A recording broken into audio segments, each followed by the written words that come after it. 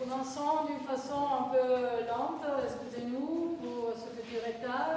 J'attendais Fabio Gambero qui aurait pu présenter un peu le festival. Je lui laisse la parole dès qu'il arrive, à la fin peut-être, mais nous on commence. Déjà, bon, c'est la troisième édition du Festival Italissimo à Lyon. Aujourd'hui, on a commencé à 15 h à la librairie des Citres. Si vous avez le programme sur vous, je voulais vous indiquer deux choses peut-être intéressantes. Déjà, une défection. Oui. Notre invité parmi les plus, on attendait, Rosella Apostolino, n'a pas pu partir. Elle a été bloquée à Rome par une grève d'une compagnie aérienne. Et aussi aujourd'hui, il y avait un mouvement important de grève dans les aéroports en Italie. Donc il a été impossible de lui faire choisir une autre route. Donc ce soir, elle sera en ligne sur Zoom de Villa Giulia, où il y aura la rencontre comme prévu, mais elle sera justement sur Zoom, en ligne, et il y aura la possibilité de lui poser des questions et de la voir s'entretenir avec le Ticampos. Voilà. Fabio, je te laisse la parole immédiatement après avoir dit que si vous êtes intéressé au film de demain soir, c'est un film surprise, mais nous on sait le titre, et on vous le dit, comme ça reste entre nous, c'est les Colibris. Donc n'hésitez pas à vous y inscrire et nous vous attendons nombreux. Je laisse la parole à Fabio Gambero pour une petite introduction et après je démarre. Non, mais juste pour vous dire bonsoir, merci d'être là avec nous pour cette rencontre dans le cadre d'Italissimo à Lyon. Comme vous le savez, Italissimo, c'est un festival qui existe depuis 8 ans. On est en train de préparer la 9e édition pour l'année prochaine à Paris, en avril. Et donc depuis 3 ans maintenant, on a décidé de faire ce spin-off lyonnais. Je pense qu'on est content de l'expérience. Donc grâce bien évidemment à l'Institut culturel italien, au consulat italien de Lyon, grâce à Lucio Ragamonda et à la librairie des Citres, en plus des sponsors habituels du Festival Italissimo, c'est-à-dire Montepaschi Bank, l'ambassade d'Italie, Lice, CERPE, la partie de France, la Sofia, etc. Donc voilà, on est très contents. J'espère que l'esprit de ce festival qui est justement de présenter la culture italienne au sens large, bien sûr la littérature, mais pas seulement, aussi le cinéma, le théâtre, le spectacle, les essais, voilà, dans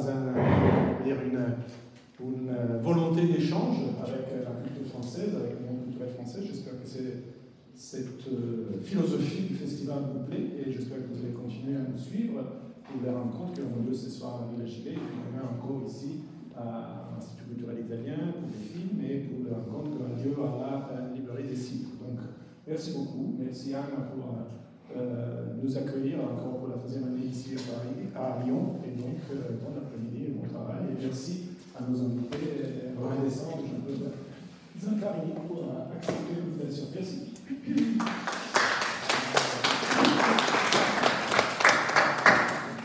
Et merci, grazie Fabio. Parmi les manifestations, les rencontres prévues ces jours-là, je voudrais aussi vous rappeler la rencontre demain matin à 11 h ici à l'Institut avec Vincenzo Latronico et Roman Lafort, à qui je donne la bienvenue aussi chez nous ce soir.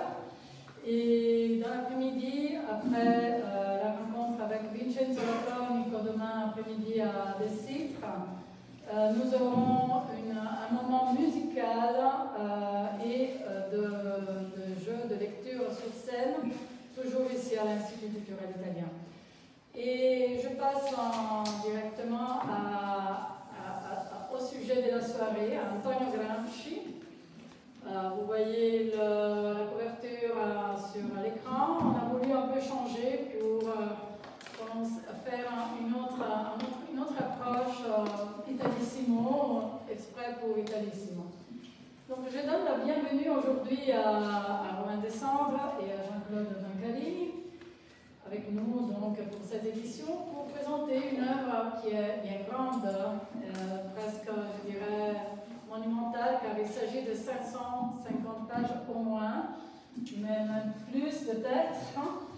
Et c'est pour présenter cette œuvre et aussi pour présenter un homme qui est bien plus petit, si l'on pense à sa taille, qui a vécu que 46 ans et qui n'a traversé qu'une partie du siècle dernier, couvrant une période tout de même des plus foisonnantes, des plus marquantes. Si on songe aux dates et à l'histoire, date politique de l'histoire, c'était les débuts du siècle industriel et agricole, puis la Première Guerre mondiale, puis la révolution bolchevique de 1917, l'entre-deux-guerres et l'essor du vingennio fasciste. Ou bien, si l'on observe les mouvements des idées, les changements politiques, économiques, culturels de nos deux pays, de la France et de l'Italie, mais aussi de l'Europe. Et c'est dans cette scène que ce petit individu, de justement 1,51 m, très fragile de santé, prend des allures de géant. Et nous parlons donc là ce soir un peu de Gramsci homme, Gramsci politicien, écrivain, chef de parti, journaliste, penseur, avec Romain et Jean-Claude, qui sont professeurs, vous le savez, professeurs d'italien à l'ENS de Lyon. Il ne constitue pas vraiment un binôme romanesque, disons à la Fruttero et Lucentini, peut-être, mais presque une équipe, une entente, oui, une entente qui s'est alimentée d'un travail commun à l'ENS, spécialiste l'un de Machiavel et l'autre de Giovanni Botero, ou encore Primo Levi, pour aboutir au séminaire sur les quaderni dal carcere, qui sont là, les carnets de prison qu'ils ont animés depuis 2012, toujours à Lyon ENS. Et la direction conjointe de La France d'Antonio Gramsci, ENS édition 2021. Puis finalement, en avril 2023, il nostro Gramsci, sempre presente e utile per pensare, suivant la dédicace de Jean-Claude, soit l'œuvre vie de Antonio Gramsci pour les éditions La Découverte. Et c'est un homme, l'œuvre l'homme et la pensée présentée à travers une biographie diachronique. Alors, dans l'introduction, vous dites de votre effort d'accorder l'histoire d'un homme à l'histoire de l'élaboration d'une pensée. Et c'est bien cette genèse que vous passez à la loupe. En d'autres mots, c'est l'analyse d'instruments conceptuels dont Antonio Gramsci s'est servi pour construire sa pensée. Et je vais lire quelques petites lignes à la page 6 et 7, où vous dites, vous citez ce qu'il a écrit. Si l'on veut étudier la naissance d'une conception du monde qui n'a jamais été exposée systématiquement par son fondateur et dont la cohérence essentielle est à rechercher non dans chacun des écrits ou dans une série d'écrits, mais dans les développements entiers du travail intellectuel varié dans lesquels les éléments de la conception sont implicites, il faut, au préalable, faire un travail philologique minutieux et mené dans un souci d'exactitude, d'honnêteté scientifique, de loyauté intellectuelle, sans aucun préjugé, a priori ou parti pris. Il faut avant tout reconstituer les processus de développement intellectuel du penseur considéré pour identifier les éléments devenus stables et permanents, c'est-à-dire ceux qui ont été assumés comme pensée propre, une pensée différente du matériel précédemment étudié, et surpassant ce matériel qui a servi de stimulant. Seuls ces éléments sont des moments essentiels du processus de développement. Étant donné ces prémices, le travail doit suivre ces lignes, la reconstitution de la biographie, en ce qui concerne non seulement l'activité pratique, mais surtout l'activité intellectuelle, l'inventaire de toutes les œuvres, même les plus négligeables, dans l'ordre chronologique, divisées selon des motifs intrinsèques, de formation intellectuelle, de maturité, de possession et d'application de la nouvelle façon de penser, de concevoir la vie et le monde. La recherche du leitmotiv, du rythme de la pensée en développement, doit être plus importante que telle ou telle affirmation occasionnelle et que des aphorismes isolés. Et vous avez rajouté, sans avoir l'immodestie de penser que nous avons parfaitement réalisé ce programme ambitieux, c'est bien ce que nous avions en tête en écrivant ce livre. Effectuer un travail philologique minutieux et honnête, attaché à la lettre, des textes et à leur contextualisation, pour reconstituer une biographie qui porte à la fois sur l'activité pratique et sur l'activité intellectuelle, en essayant de rechercher les leitmotifs qui parcourent les écrits et de restituer le rythme de la pensée en développement. Je crois que donc, ces deux mots, œuvre, vie, ont été choisis avec soin, sous des différentes inspirations même, et encore les mots livre, monde pour définir les carnets de prison. Ma première question est donc sur la forme avant le contenu. Ce n'est pas une édition critique, mais presque. Romain? Ou Jean-Claude? Moi, je la pose. Tu as... Ah oui, je... Oui. Bonjour, merci pour cette invitation. Alors, oui, c'est effectivement important de commencer avec cette citation-là parce que il nous est paru que nous n'avions pas besoin de faire autre chose qu'un travail gramscien sur Gramsci, d'appliquer le programme que lui pensait devoir être appliqué à Marx,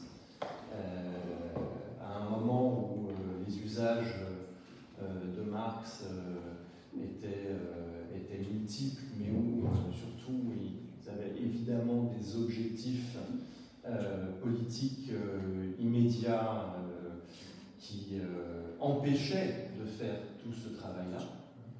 Et c'est pas vraiment étonnant que Gramsci fasse référence à cette nécessité d'un travail critique et philologique minutieux dans ces années-là, alors même que lui se met à lire et relire Marx, à le traduire et à faire plus que ça encore, c'est-à-dire à essayer de repenser entièrement la philosophie marxiste à un moment où il considère qu'elle est en grande partie, sinon trahie, du moins utilisée à mauvais escient, surtout réduite à des schémas dogmatiques qui sont contre-productifs. Voilà. Donc il nous donnait des instructions pour ce travail, recomposer le rythme de la pensée en développement. C'est ce qu'on a voulu faire, y compris parce que, même si évidemment de nombreux spécialistes font référence à cette longue citation, il nous a semblé que ce travail-là a été fait de façon éparse, de façon fragmentaire et sans doute, voilà, il a été l'objectif du travail de nombreux spécialistes, mais personne n'avait jusqu'à présent décidé ou s'était mis à faire ce travail-là qui consistait à reprendre la totalité des textes, comme Gramsci le dit, la totalité des textes, y compris ceux qui peuvent sembler les moins décisifs, pour en retrouver en fait les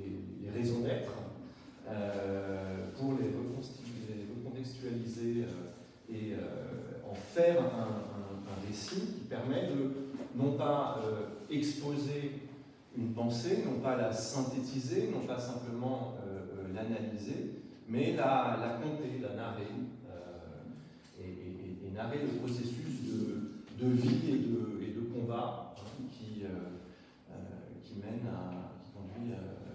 conduit à ce pourquoi il est resté célèbre jusqu'à aujourd'hui, c'est-à-dire les écrits de prison, bien sûr. Les écrits de prison, mais en ne laissant pas de côté tout ce qu'il a pu écrire auparavant, y compris dans des conjonctures et à des moments très précis, pour des occasions qui font que ces textes-là ne nous paraissent pas forcément aujourd'hui fondamentaux. Voilà, donc c'est donc une sorte de tentative d'édition critique, ou c'est une édition critique aboutie.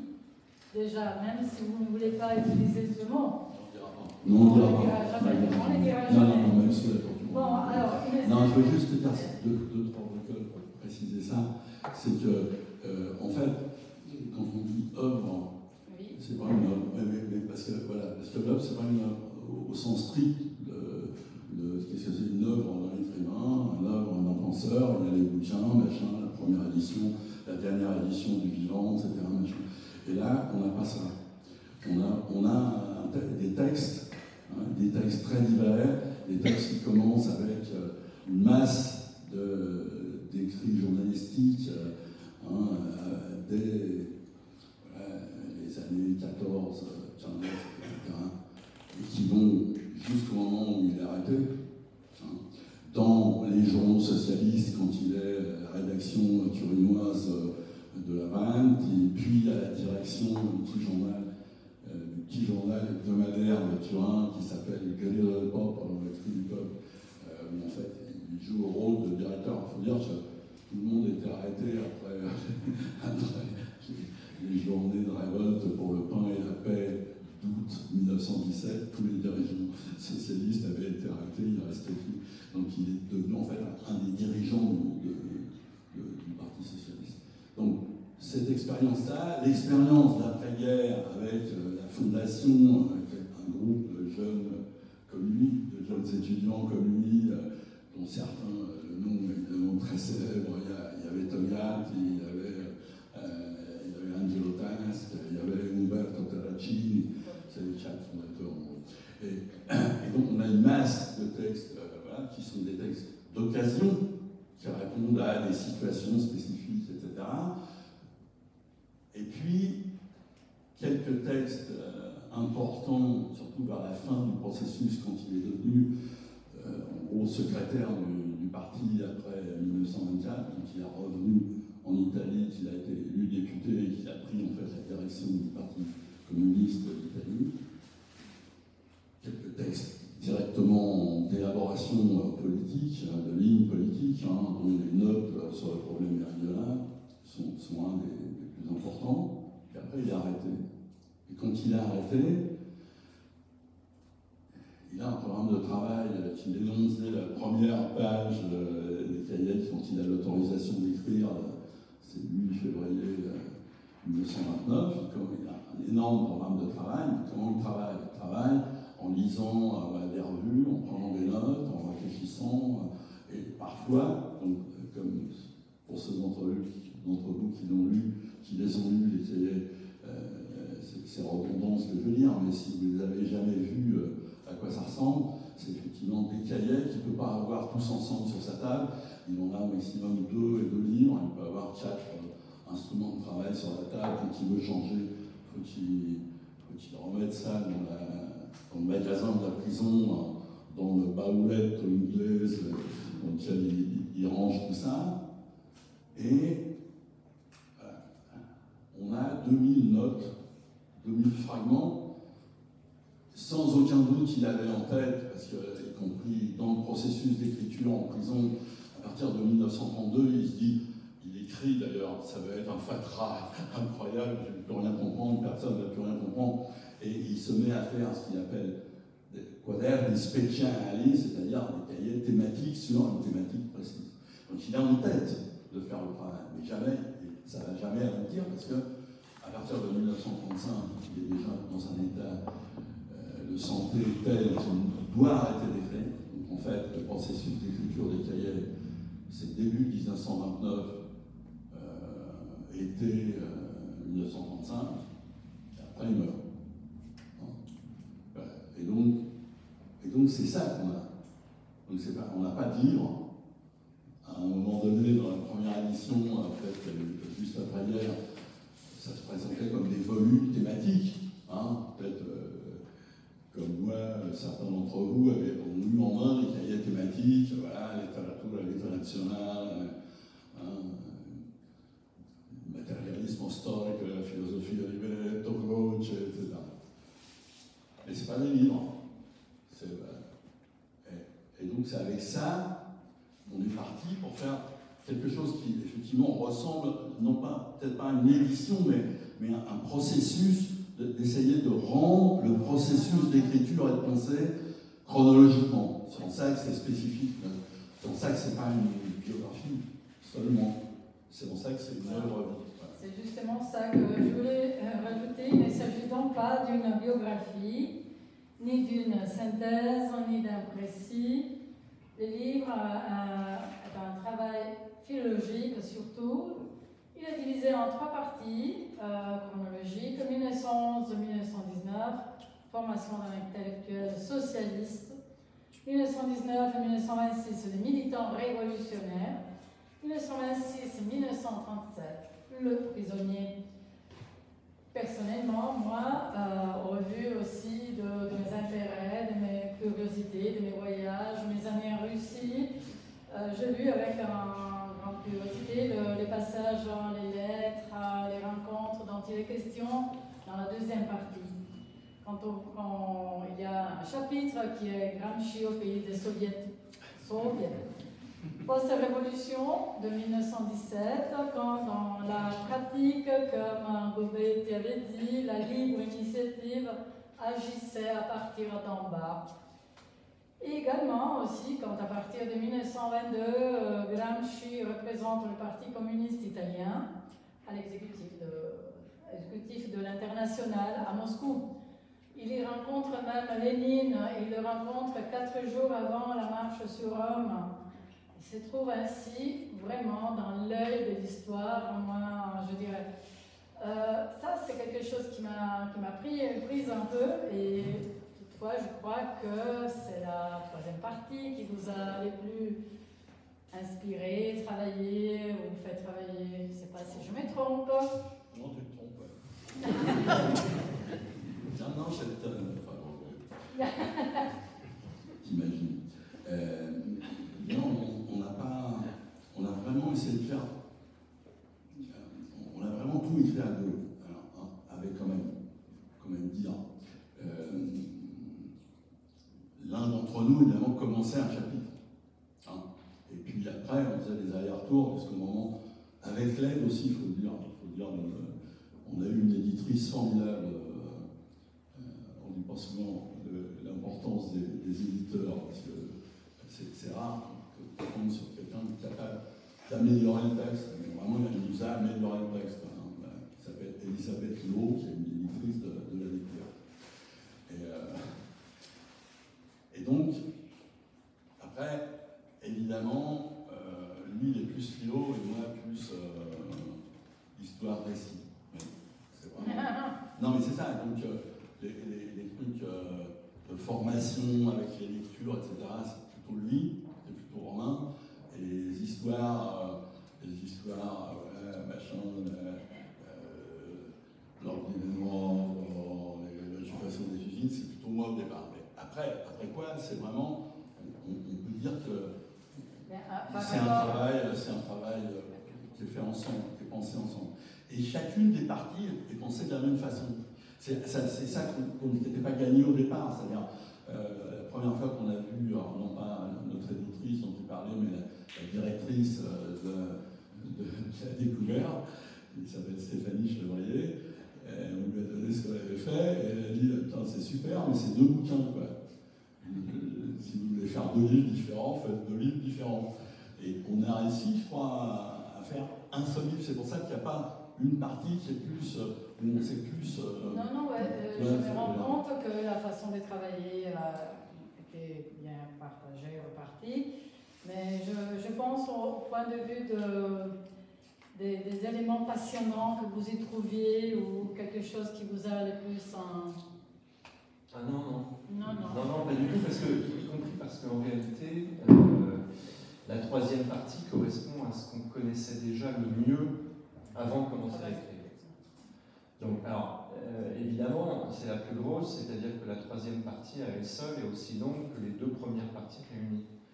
Mais d'abord, c'est lié à fait du nombre d'années qui sont impliquées là-dedans, c'est-à-dire que la troisième partie, c'est plus de 10 ans de la vie de...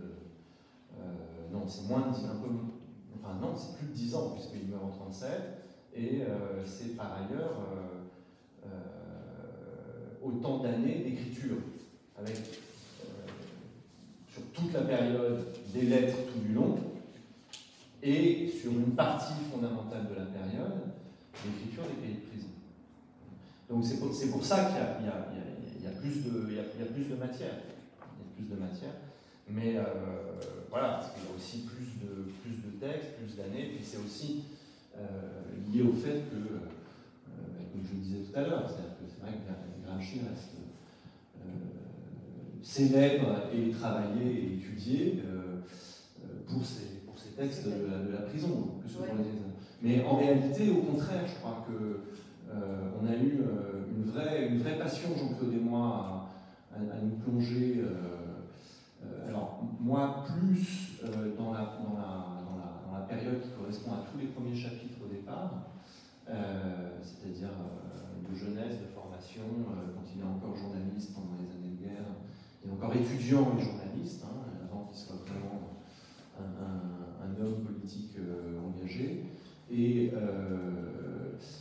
Jean-Claude, à partir du moment de l'Ordine et moi, et ensuite, après, les années, à partir des années où se crée le parti communiste en 21, et son départ en Russie, non, ce sont des choses qui, au contraire, nous ont passionnés. On a tout relu aussi ce qui concernait le procès, qu'on croyait bien connu et dont on se rend compte grâce à des travaux récents, parce qu'il faut dire aussi ça, c'est-à-dire que ce livre n'existerait pas sans les 25 dernières années de la recherche la plus pointue sur Gramsci en Italie.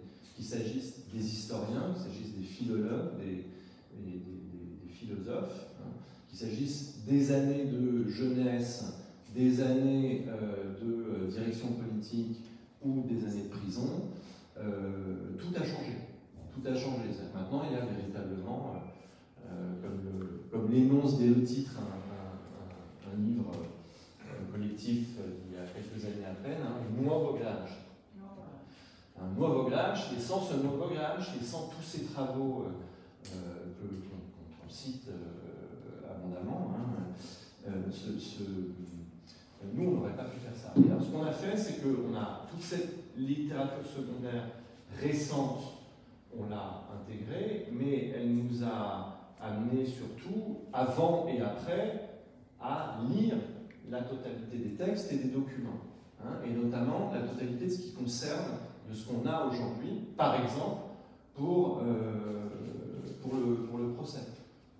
C'est ce qui nous permet de dire aussi, ou d'écrire des choses qu'on ne trouve pas ailleurs, nous on ne l'a pas trouvé ailleurs encore, du type, on a la célébrissime phrase, soi-disant dite par le procureur Isidore, il faut empêcher ce cerveau de fonctionner pendant 20 ans, qu'on répète sans arrêt, comme ça, comme un mantra, en disant c'était ça les fascistes. Alors en fait, il semblerait qu'il n'y en ait aucune trace, et tout nous laisse penser que c'est une reconstruction a posteriori de Toliat. Voilà. Donc il y a des choses comme ça qui font que, au contraire, tout nous a passionnés. C'était justement... Non, je voulais revenir aussi sur les années russes. Ouais. Sur les années russes, parce que les années russes, tu as dit très justement, hein, il rencontre Lénine, etc. Il est à Moscou, il est à l'international durant les tout derniers mois, non pas de la vie, parce que ensuite il est à Vienne et quand Lénine meurt, Gramsci est à Vienne. Mais tous les derniers mois d'activité de Lénine, déjà extrêmement malade, et il vit entièrement ce que sont les obsessions légitimes de Lénine à ce moment-là, qui sont de recomposer l'unité de la ville et de la campagne, et de penser ce qu'on appelle, ce qui s'appelle à ce moment-là l'hégémonie, c'est-à-dire une véritable alliance du prolétariat, donc avec une direction des ouvriers, mais une direction, pas une domination,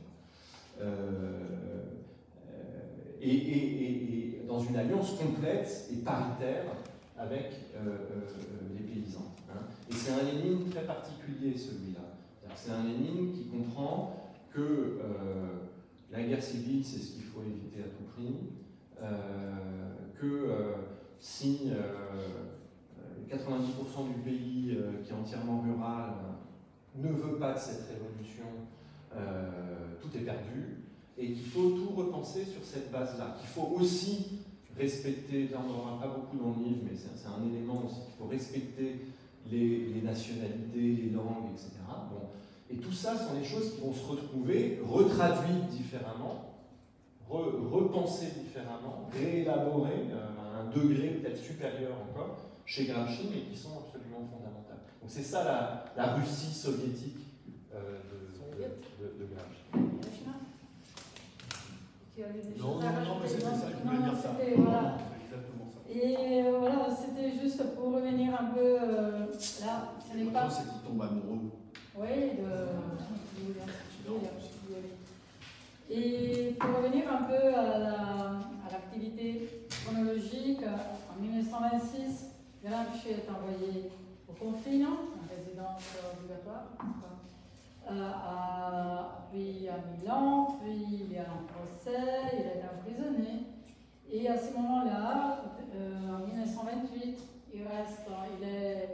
il est totalement dans les prisons et il est amené à la rédaction des quaderni, le quaderni del carcere. Donc son cerveau s'est épanoui en fonctionnant à merveille, à mon avis, mais c'est pas voilà, il aurait dû ne plus fonctionner. Mais alors, s'il n'avait pas été contraint dans une cellule à Turi, probablement nous n'aurons pas toute cette élaboration théorique. C'est ma petite question vraiment très, très personnelle. Je vous la pose quand même. Non, Qui sait?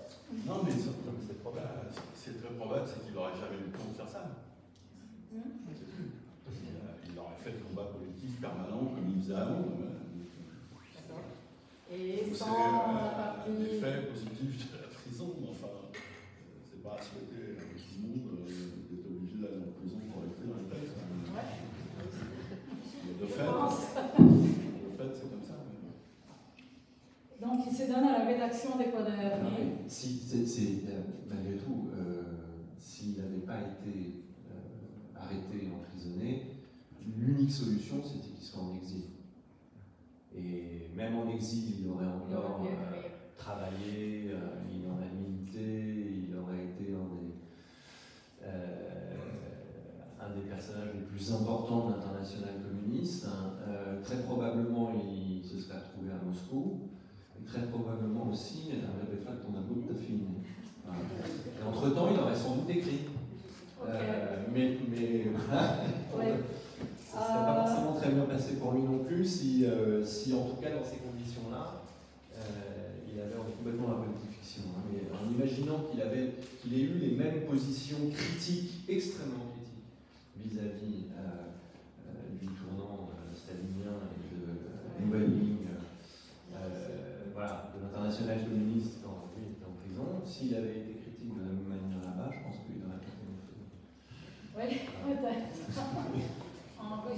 avec ses enfants. Voilà.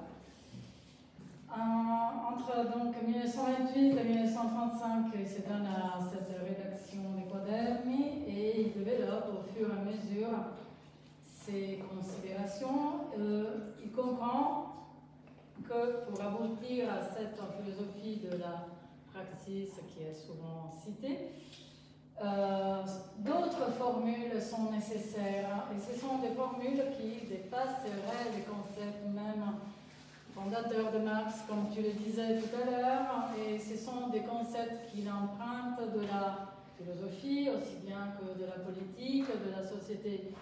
On lit donc à ce moment-là ces termes célèbres, renommés, cités, utilisés, société civile, démocratie ouvrière, démocratie opéraille, guerre de position, hégémonie, classe subalterne. Et pour rester un peu plus dans le détail de guerre de position, elle est citée dans des phrases comme de la guerre de mouvement à la guerre de position, et que la guerre de position politique, c'est le concept d'hégémonie. Et si je les sors de leur contexte et si je cite, donc je cite mais sans trop creuser dans toutefois ces passages, je crois qu'ils marquent la portée de toute l'opération, c'est-à-dire l'idée d'hégémonie et ce qui nous a laissé la société civile, c'est quelque chose qui marque les définitions propres de Gramsci qu'on réutilise, qu'on cite, qu'on reprend. Je me trompe? Tu fais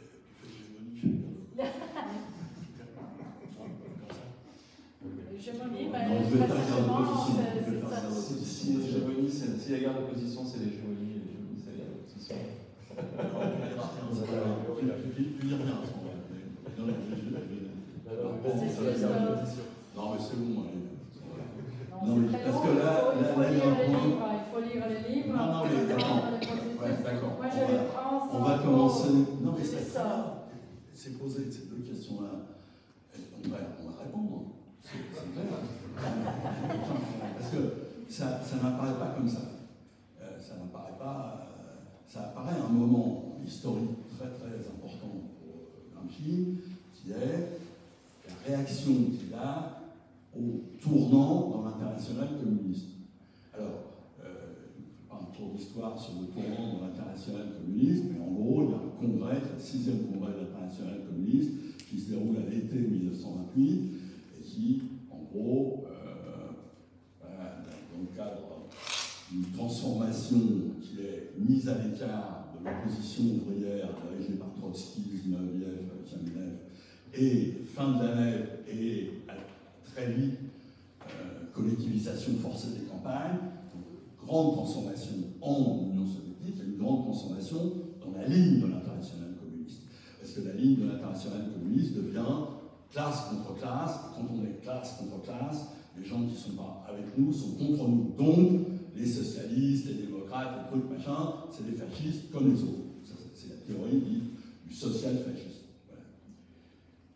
Bon, ça va durer, cette affaire va durer jusqu'à, heureusement, le peuple français a fait la grande manifestation militaire de 1934 et il y a eu le Front populaire. Et ça les a amenés à changer en 1935. Mais jusque-là, donc entre 28 et 1935, vous notez, c'est les dates où il écrit. C'est les dates où il écrit. Il écrit au moment où il y a cette ligne-là dans l'international communiste. En prison, en fait, il fait comme toujours, parce que c'est ça qu'il adore, c'est qu'il fait de l'école, il fait de la pédagogie, il discute avec ses camarades à l'heure de promenade, etc. Et il commence à leur expliquer ce qu'il faudrait faire, quelle ligne il faudra avoir. Tout en disant, non, mais la ligne du parti, c'est exactement ça qu'il faut avoir, etc. Mais enfin, voilà, mais il me semble que ce qui serait pas mal, c'est qu'on ait comme modérant une constituante, une assemblée constituante républicaine. Voilà. Parce que ça, tout le monde pourrait comprendre, on pourrait avoir avec nous tous les partis antifascistes. Donc exactement le contraire. exactement le contraire de la ligne. La ligne dit pas d'alliance avec les socialistes, les démocrates, etc. La ligne dit en avant pour la révolution prolétarienne parce que c'est la crise du capitalisme, donc il faut l'achever. Et lui, il dit non, non, il faudrait faire une alliance contre nous. Les camarades du parti qui sont sur la ligne, surtout ceux qui viennent de rentrer en prison, parce qu'en gros, ils en envoient, ils sont arrêtés dans les 3 mois où ils sont là, ils sont arrêtés par les fascistes, et ils arrivent en prison, mais ils arrivent avec la ligne du tournant. Ils se disent, mais une ligne, il est passé à l'ennemi. On a une lettre envoyée par Telachin, qui n'est pas dans cette prison-là, qui est dans une autre prison, mais ça circule. Et Telachin est quelqu'un qui, contrairement à Gramsci, qui ne voulait pas le faire pour ne pas risquer que ça interrompe son travail en prison, Telachin il fait sortir une lettre, écrite tellement sympathique, qui dit, écoutez, il se dit dans toutes les prisons d'Italie, parmi les prisonniers communistes, que Nino n'est pas d'accord, c'est son petit nom, Nino, n'est pas d'accord avec notre ligne, avec la ligne du parti. Je dois vous dire que moi je suis assez d'accord avec lui, parenthèse. Mais il faut faire quelque chose, parce qu'il y a même les camarades les moins préparés disent Nino est passé à la concentration, c'est-à-dire à ce groupe en exil où il y a les socialistes réformistes, le groupe Justice et Libertad, etc. C'est à ce moment-là qu'on a les notes, mais vraiment, ce moment-là, les mêmes mois, où il commence à écrire des notes sur on n'est plus dans une période de guerre de mouvement, on est dans une période de guerre d'opposition. Qu'est-ce que ça veut dire? Ça veut dire on était dans une période de guerre d'opposition, on l'a été, la date est importante, il dit jusqu'en mars 21. C'est quoi mars 21? C'est le début. J'ai dit, on était dans une période de guerre de mouvement jusqu'en mars 1921, et mars 21, c'est le début de la lèvre. C'est le début de la nouvelle politique économique, ce que disait Romain tout à l'heure sur de quoi il hérite, qu'est-ce qu'il hérite de l'Union soviétique. Il hérite ça, il hérite ce moment où Lénine dit on arrête, il faut qu'on soit alliés avec les paysans. On ne peut pas courir le risque de devoir reproduire maintenant ce qu'on a été obligé de faire en 1918 en faisant la guerre du blé, c'est-à-dire en envoyant des détachements armés récupérer les céréales dans les campagnes. On ne peut plus faire ça. Donc il faut faire la lèvre. Hein. Alors, mars 21, c'est ça, et c'est aussi la fin de la tentative d'expansion militaire des troupes russes vers la Pologne, puisque c'est le moment où la cavalerie rouge, Boudienny, que Boudienny nous mène, et là, Boudienny, il s'est fait arrêter par tout aussi puissante cavalerie polonaise, et ça s'arrête. Donc voilà, c'est ça, mars 21. Maintenant, c'est guerre de position. Et guerre de position, en politique, ça va être le concept de lutte pour l'hégémonie, le concept d'hégémonie, lutte pour l'hégémonie. Et il dit vraiment, c'est vraiment ces moments-là, et c'est ça que ça signifie. Hein. On est dans une position où on doit admettre que c'est pas l'avancée, c'est pas l'attaque, c'est au contraire voilà, le rassemblement des forces, l'unité des forces, éventuellement les alliances, éventuellement les compromis qui vont avec les alliances, etc. C'est ça le mouvement, c'est ça le moment historique dans lequel on est. Et l'hégémonie, c'est le moment politique.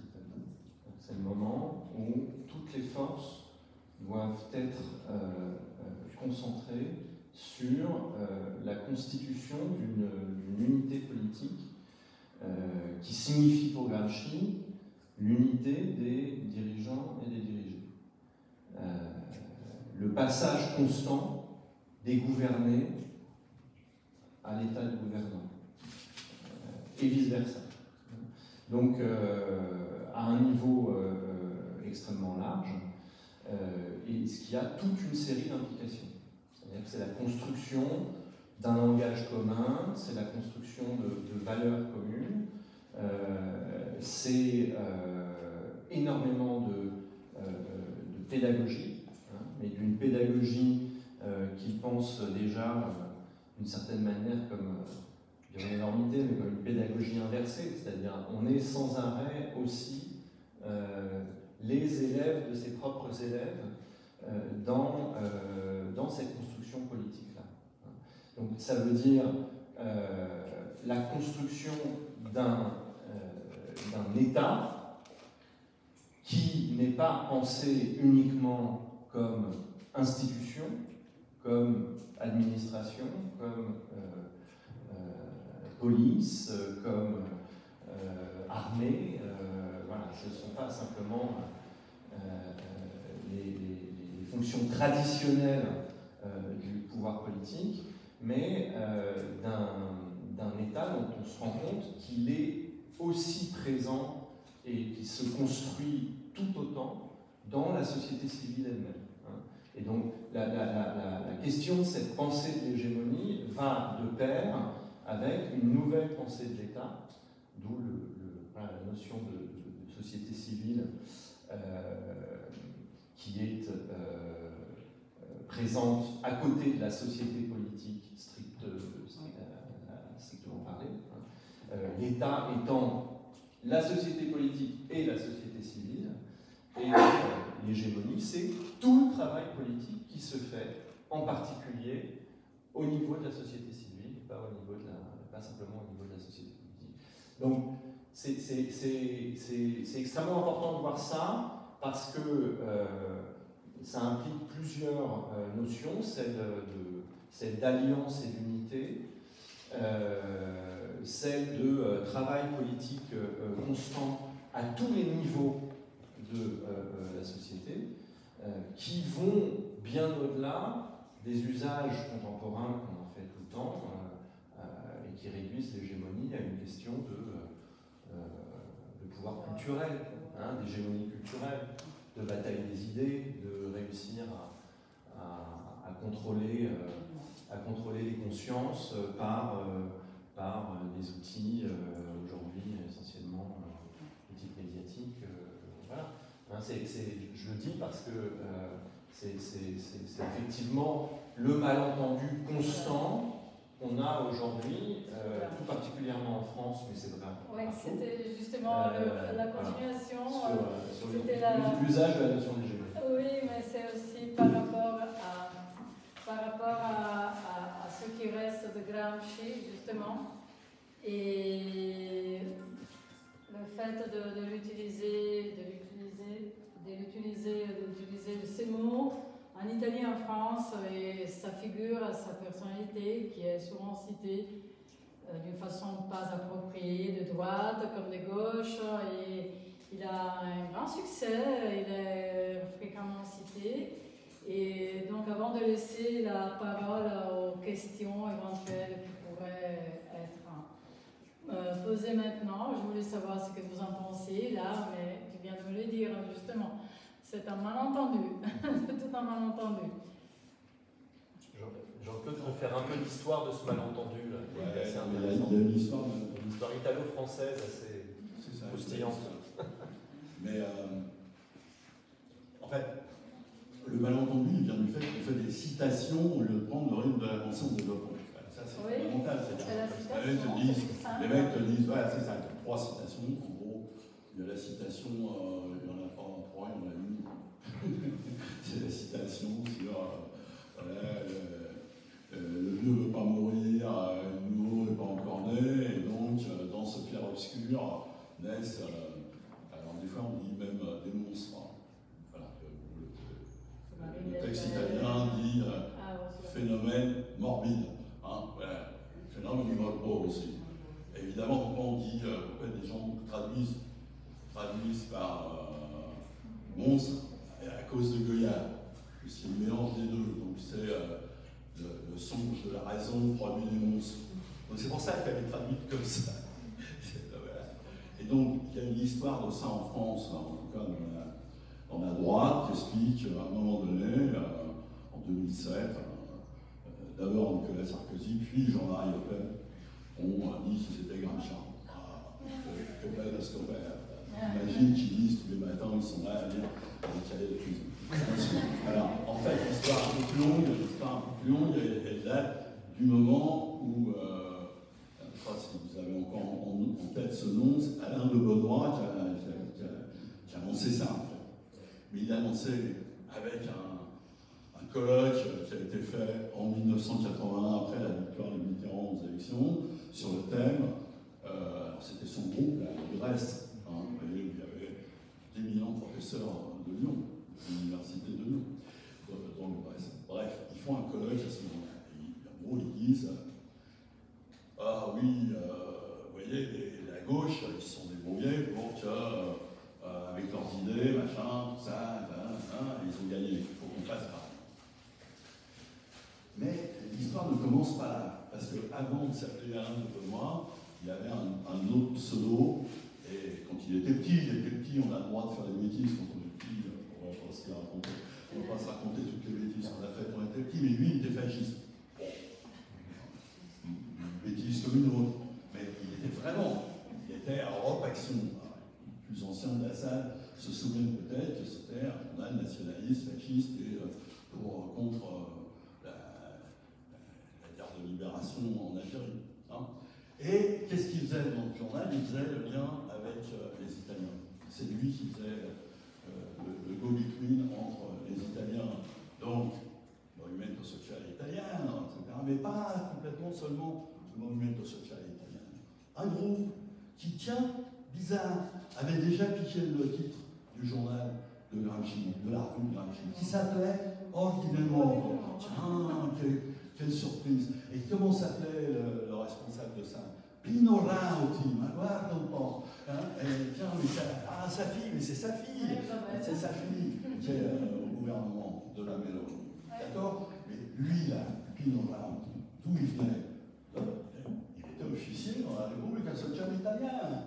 C'était un fasciste ouvert. J'avais dit qu'il n'était plus fasciste. Il était fasciste, restait fasciste. Il a pris un journal qui s'est appelé L'Ordine Nuovo. La manchette du journal, c'est le mot d'ordre des SS traduit en italien. Et leur penseur favori, c'est Julius Evola, qui a fini la guerre dans les SS. D'accord? Tout va bien. Bien sûr, ils disent, mais l'ordre nouveau, c'est à nous, c'est rien. Hein? Non, il y a ordre nouveau. D'accord?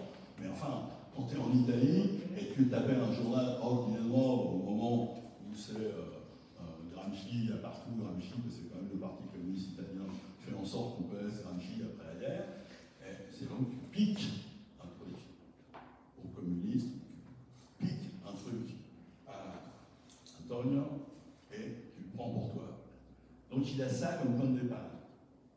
Le 81, le colloque qu'ils appellent pour un gramscisme de droite. Dans le colloque, lui, il est clair qu'il a lu un peu de Gramsci. En gros, il a compris, les intellectuels jouent un bon rôle. C'est ça qu'il a compris. Les intellectuels jouent un bon rôle. Il faut qu'on joue ce rôle-là avec nos idées de droite. Auparavant, il est passé par le Figaro de Powell, des choses comme ça. Bon, bref. Il a sa revue, Éléments, qui existe encore, mais sous forme purement électronique. Quand on lui demande, la jeune historienne qui a fait sa thèse sur le Gramsci en France, a interviewé Alain de Benoît, c'est normal. Et Alain de Benoît lui dit non, mais cette histoire, oui, j'essayais de convaincre mes amis de lire un peu, d'intervenir, etc. Mais bon, non, ça a raté cette affaire. Mais ça n'a pas raté, ça a raté, mais ça a un parcours souterrain. Donc, on est en 81, 87, ça sort.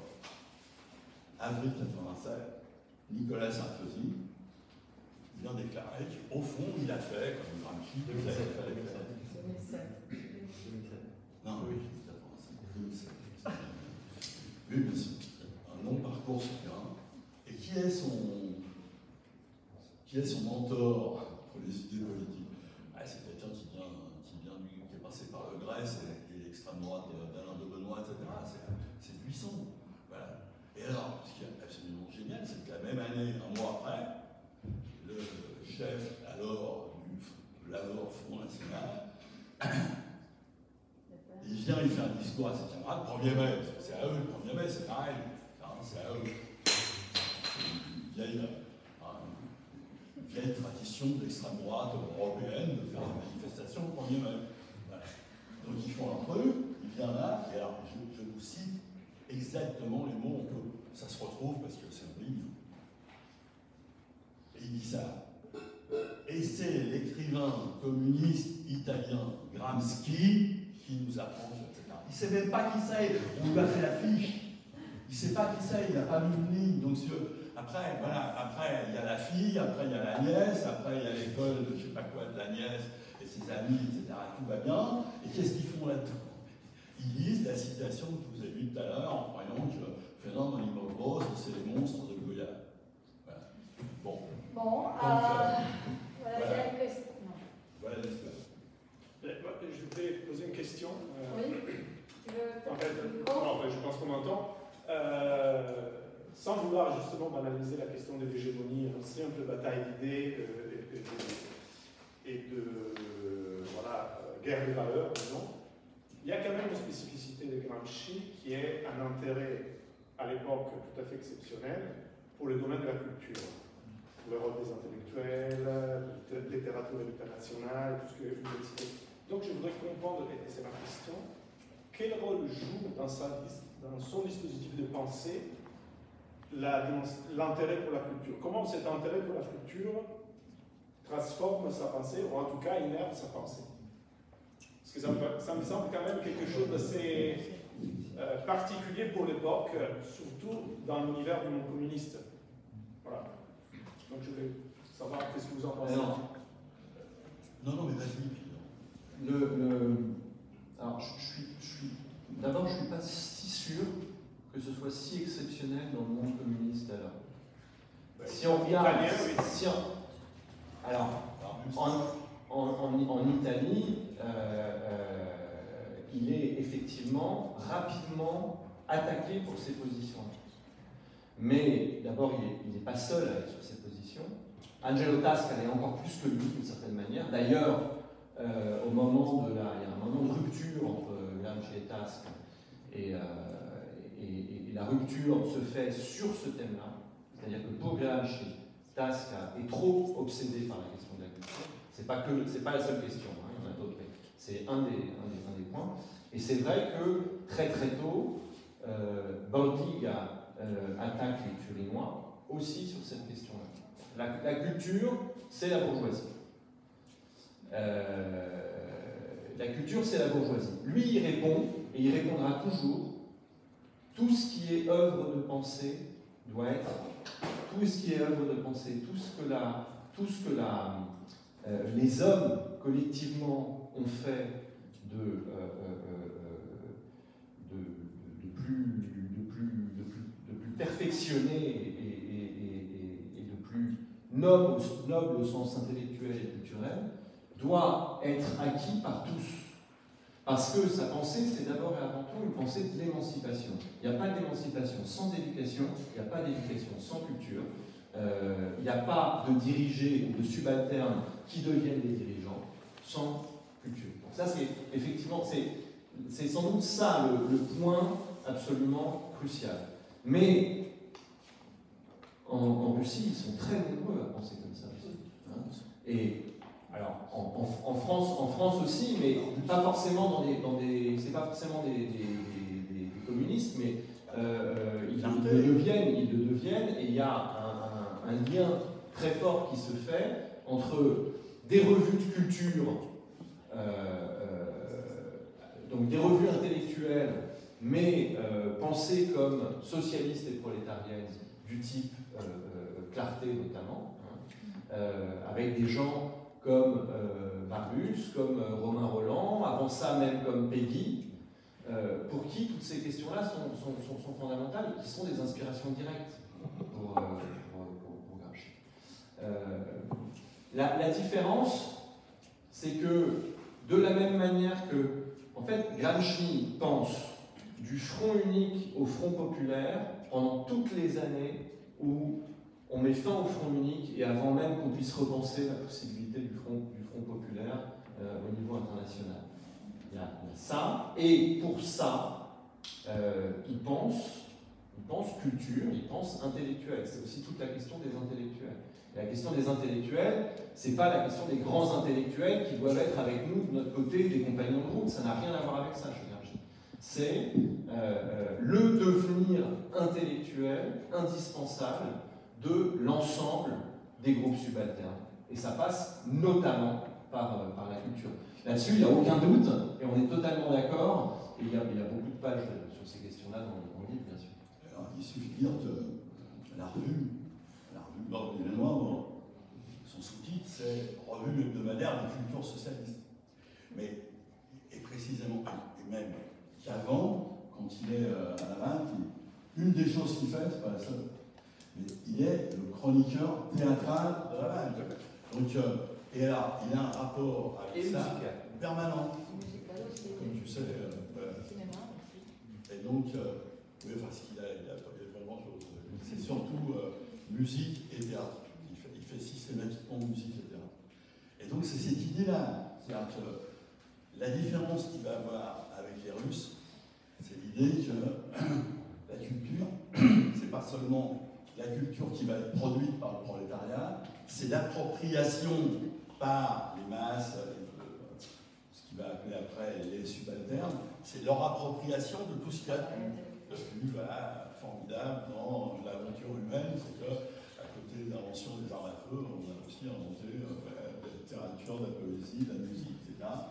Et ça, il y a des phrases parfois un peu minuches, il faut dire, mais le cœur prolétarien, cette pièce aurait mérité un public de prolétaires parce qu'ils auraient mieux compris, etc. Voilà, des choses comme ça. Mais en même temps, il va faire des conférences sur la maison de poupée d'Ibsen, il va faire des conférences dans les groupes de Maison du Peuple, etc. Parce qu'il pense que là, avec ce truc-là, quelque chose va se dire sur l'émancipation des femmes, etc. Voilà. Donc, il est absolument tout le temps avec cette idée-là. C'est-à-dire, il n'a pas l'idée du prolet culte, qu'il voit que le prolet culte est extrêmement important parce que la question de la culture est extrêmement importante, mais il n'est pas du tout sur la ligne du passé, faisons table rase. Il est vraiment sur la ligne. Faisons l'histoire de ça, historicisons ça, et permettons aux gens, masse populaire, au subalterne, de s'en emparer. C'est ça. Donc, il y a des trucs sur Shakespeare, il y a des trucs sur Léonard de Vinci dans l'ordinaire. Il faudra avoir encore pendant quelques minutes. Si vous avez une question à poser, je vous laisse le micro bien entier. Vous avez des questions? Oui. Une question très simple, parce que ça m'intrigue. Quand il était en prison et qu'il a écrit tous ses cahiers, comment ça se passait concrètement pour garder les cahiers et quels étaient ses liens avec l'extérieur, puisqu'apparemment il continuait de passer aussi avec l'extérieur. Je voudrais savoir ça. Oui, donc, alors les liens avec l'extérieur, c'est une personne, c'est vrai. C'est vrai qu'on n'a pas dit le nom, mais il faut dire le nom de ce nom-là, c'est quand même le nom de sa belle-sœur, qui est Tanya, juste. Donc c'était la grande sœur des deux autres sœurs. On l'a dit tout à l'heure, on l'a dit en deux mots. Oui, en Russie, il est tombé amoureux. Alors, à Turin, il était aussi amoureux. Mais, c'est la fille, c'est des choses comme ça. Là, la fille qui était en fait la secrétaire de rédaction de l'ordinateur. Et bref. Non, elle a dit un truc magnifique sur lui, elle a dit deux choses magnifiques sur lui. Je vous l'ai dit quand même parce que c'est trop beau. Là. Elle a dit que lui, il y avait quelque chose après, quand elle est morte après, c'era qualcosa di fanciullesco in quell'uomo. C'est un enfant minant, toujours présent dans l'homme, dans le coutelier, dans le militant, etc. Et puis il y a Et la deuxième chose, c'est la Pia. La Pia Calais, là. Je voulais dire son nom. J'ai pas dit son nom. Non. Non, c'est ça, j'ai cru que j'avais dit son nom. Elle s'appelle Pia Calais.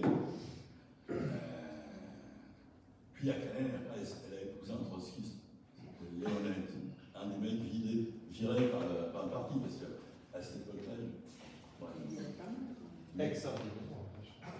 un ancien évidemment, un des dirigeants, un des actifs militants du Parti communiste italien, et puis exclu sur cette affaire de tournant. Et quand tu es exclu à cette époque-là, qu'est-ce que tu fais? Tu vas chez le seul groupe organisé, c'est pas les staliniens, tu vas chez les trotskistes. Léonel, il a fait ça. Et donc, comme Togliatti, qui était quand même plus malin sur voilà, au bout d'un temps, après la guerre, il les a fait rentrer, des militants comme ça, ont donné leur vie contre la lutte contre le fascisme. Mais Terracini a été exclu du Parti communiste pendant qu'il était au conflit à Ventotene, je crois, parce qu'il était contre le pacte germano-soviétique. Lui et Camille Lalavera, ils ont été exclus du Parti communiste. Je veux dire, les mecs ont donné leur vie, ils ont passé des années en prison, ils ont... Bref, c'est comme ça. Donc tout ça pour dire, Pia Calais, je reviens à Tagne. Donc en Russie, ils tombent amoureux d'abord de Jane, la sœur, la deuxième sœur, encore plus chouette, Julia. C'est avec Julia que ça marche. Et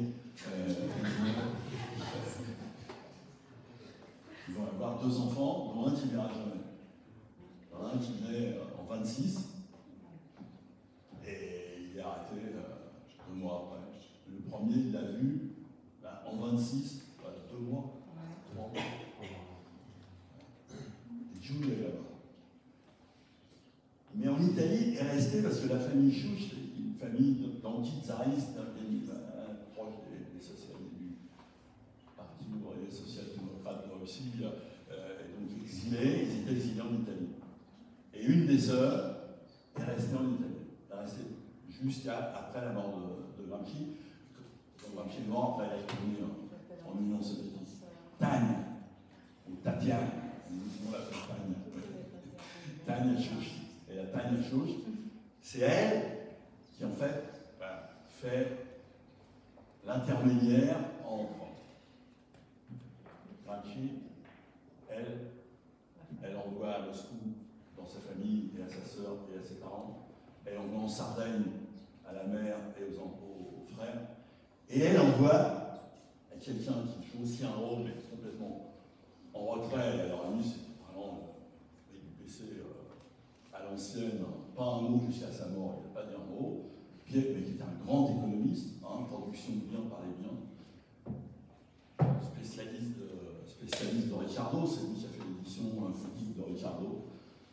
Piero Sraffa, en famille de la franc-maçonnerie italienne. Son oncle était d'ailleurs joué un rôle dans l'histoire parce que c'était le président de la Cour de cassation.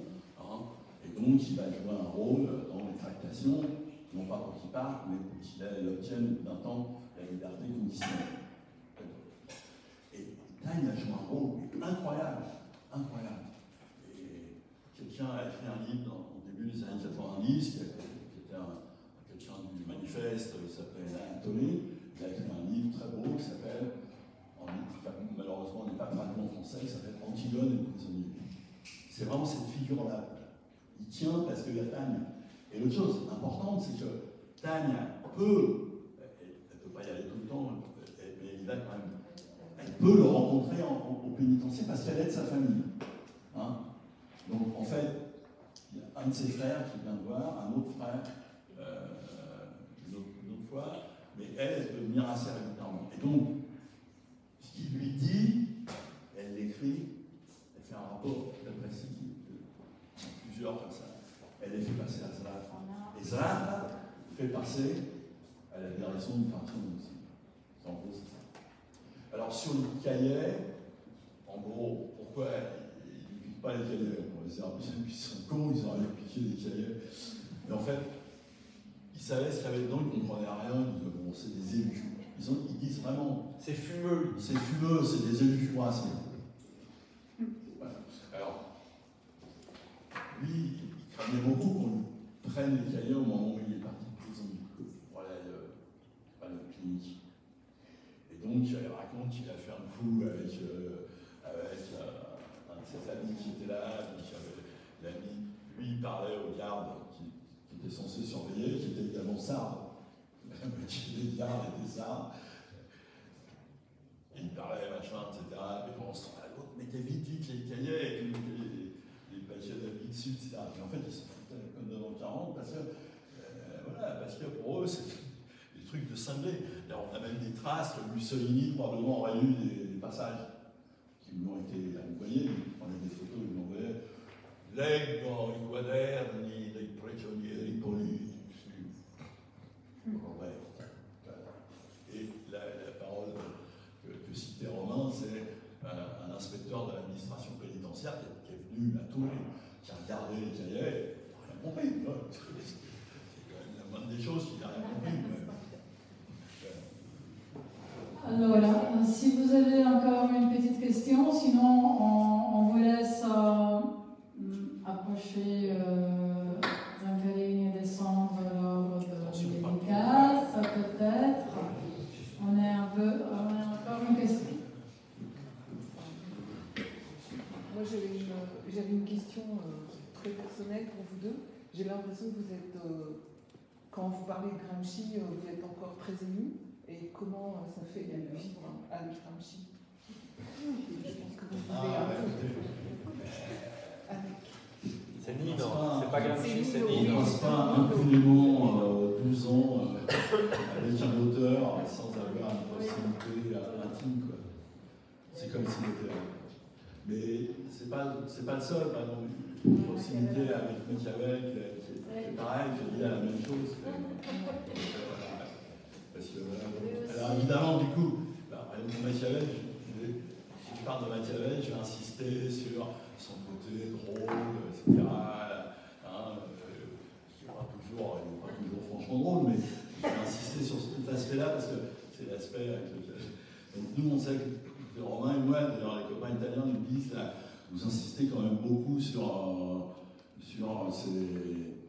ces différences, sur ces polémiques avec l'international communiste et avec le parti italien. Parce que nous, on le lit vraiment comme ça, on le sent vraiment comme ça. Et donc, on leur dit non, c'est nous qui avons raison, et c'est tout, vous êtes les deux stars, on s'adore. Hein, donc oui, c'est ça, c'est entièrement vrai. Encore une autre question, et puis... Bonsoir. Moi j'avais une question, c'est est-ce qu'aujourd'hui il y a des héritiers de la pensée de Gramsci dans la vie politique, que ce soit française ou italienne, et qui sont-ils?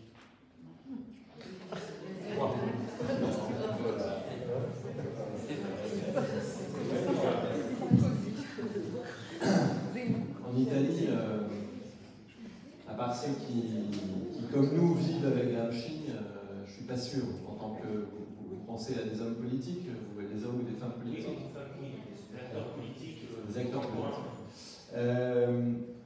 En fait, la pensée de Gramsci, c'est une pensée qui a voyagé dans le monde entier. Et comme souvent dans ces cas-là, les formes de réincarnation se font ailleurs parce que cette pensée, et puis au-delà de la pensée, cet ethos, quoi, se retrouve dans des conjonctures particulières qui permettent que ça ait un sens. En Amérique latine, ça a été beaucoup le cas. Dans beaucoup de pays d'Amérique latine, Gramsci est très très lu, étudié, traduit, etc. en Amérique latine, pour des raisons qui ont à voir avec évidemment l'histoire des dictatures, l'histoire de l'emprisonnement massif de militants politiques, l'histoire de ce que Gramsci a su penser beaucoup aussi, c'est le rapport avec ce qu'on appelle la questione méridionale. C'est le rapport avec les campagnes, avec les cultures subalternes, et donc il y a des gens qui sont à la fois des militants et des savants, parfois des anthropologues, ou parfois des gens qui sont plutôt du côté des sciences politiques, ou qui ont eu aussi des rôles politiques, et je pense notamment en Argentine, au Brésil, au Chili, gens pour qui Gramsci a été très important et qui les ont nourris véritablement, avec après des auteurs qui pouvaient complètement transformer, réutiliser, réemployer la pensée de Gramsci différemment, mais en faire quelque chose qui était de l'ordre à la fois de la pensée et de la force politique. Des gens comme Laclau, par exemple, ont eu une vraie importance dans ce sens-là. Ça a été le cas aussi à un moment en Inde, et tout ce qu'on a appelé le courant des Subaltern Studies a complètement puisé dans Gramsci.